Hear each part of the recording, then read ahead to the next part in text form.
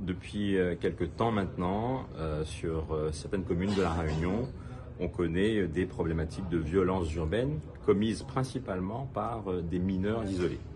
Et ces mineurs proviennent principalement, mais pas que, mais principalement de Mayotte. Ils sont envoyés à La Réunion par leurs parents qui, eux, restent à Mayotte, placés sous la responsabilité d'adultes ici, qui vivent déjà ici à La Réunion. Et ces adultes ensuite déclarent avoir la surveillance de ces enfants auprès de la CAF de La Réunion pour pouvoir bénéficier des prestations familiales. Mais il faut savoir que les prestations familiales sont versées en contrepartie de l'exercice de l'autorité parentale.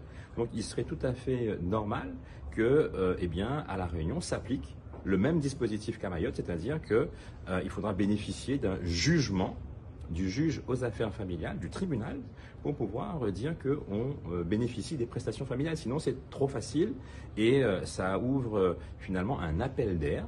On aura encore des familles, des parents depuis Mayotte qui continueront à envoyer leurs enfants ici à La Réunion pour bénéficier simplement, on va dire, de ces prestations familiales. Mais pour vous, la procédure elle est comment aujourd'hui? Pour vous, elle est trop simple? Aujourd'hui, la procédure n'est pas adaptée.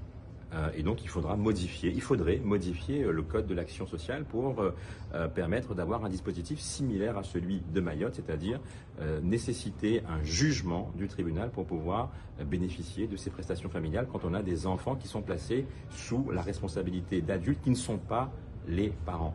Parce que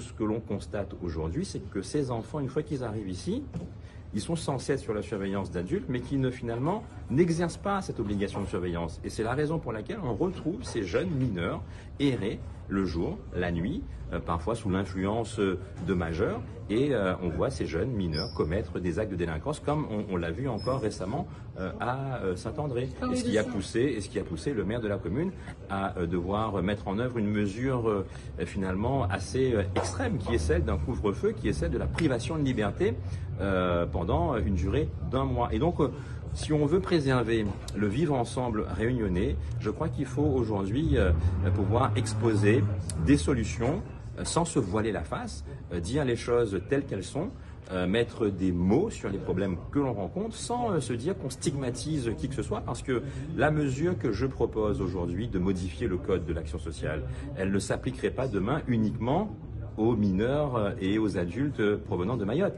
Elle s'appliquerait à l'ensemble des Réunionnaises et des Réunionnais qui vivent sur le territoire réunionnais. Donc aujourd'hui, le sujet n'est pas de stigmatiser, il est simplement de faire un constat objectif et d'y apporter une réponse.